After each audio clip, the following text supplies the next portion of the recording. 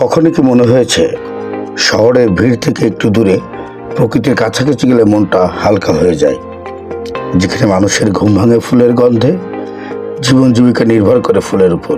হ্যাঁ, বলছি বাংলাদেশের ফুলের রাজধানী নামে খ্যাত যশোরের ঝিকরগাছার গদখালির কথা। আজ আমাদের গন্তব্য ঝিকরগাছা।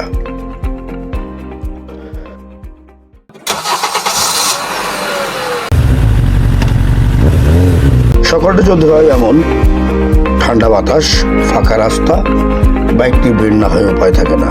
যাই হোক, বের হলাম বাইক আর আমার একজন সফর সঙ্গীকে নিয়ে। শহরের কোলাহল ছেড়ে ফুলতলা পার হয়ে চোখে পড়ল চুইঝাল খ্যাত মুসলিম হোটেলে।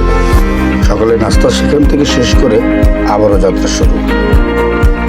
আজকের আবহাওয়াটা একদম পারফেক্ট, কড়া রোদ নেই আর হালকা বাতাস আছে।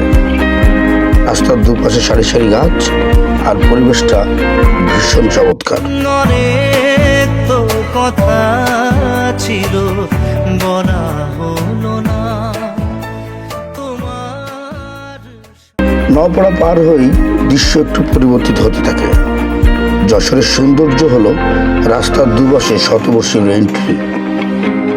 মনিহার মোড় দিয়ে শহরে ঢোকার সময় যে অনুভূতি হয় তা ভাষায় প্রকাশ করা কঠিন।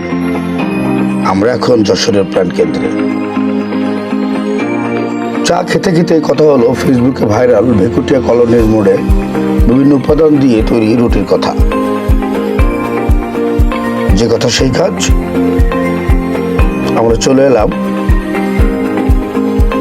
ভেকুটিয়া কলোনির মোড়ে।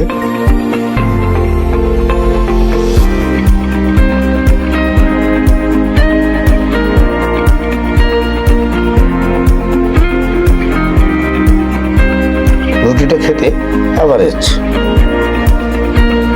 শহর ছাড়ে আমরা এখন বেনাপোল হাইওয়েতে। প্রশস্ত রাস্তা, তবে বাইক চালানোর সময় সতর্ক থাকতে হয়। প্রায় 20 থেকে 25 কিলোমিটার যাওয়ার পরে পৌঁছে গেলাম কাঙ্ক্ষিত গন্তব্য গদখালি বাজারে। তবে বাজারে বেচা কেনা সকাল 8টার মধ্যে শেষ হয়ে যায়। বাজার হয়ে রাস্তার দুপাশে মাইলের পর মাইল ফুল আর ফুল। ভ্রমণ পিপাসু মানুষদের জন্য এখানে বেশ কয়েকটি পার্ক রয়েছে। এদের মধ্যে অন্যতম হলো সর্দার গ্রিন ভ্যালি পার্ক, নিউ ভাই ভাই miracle garden, Monowara miracle garden. প্রতিটি পার্কের মূল উপাদান হলো হরেক রকমের ফুল। যেদিকে তাকাবেন শুধু ফুল আর ফুলই, এবং সাথে রয়েছে নান্দনিক স্থাপত্য। বিভিন্ন প্রতিষ্ঠান পিকনিকের উদ্দেশ্যে বা পারিবারিক ভ্রমণের জন্য এখানে ঘুরতে আসে। বাচ্চাদের জন্য রয়েছে বিভিন্ন রাইড, আর প্রিয়জনকে নিয়ে বসার জন্য রয়েছে সিটিং পজিশন। ফুলের সান্নিধ্যে এসে স্মৃতিটাকে ক্যামেরা বন্দি করতে ব্যস্ত সবাই। তবে মানুষের অতিরিক্ত চাপ এবং প্রতিকূল পরিস্থিতি একটু বিচলিত করতে পারে। পার্কের সামনে রাস্তার দুপাশে ফুল সহ বিভিন্ন পণ্যের পসরা সাজিয়ে বসেছেন দোকানিরা।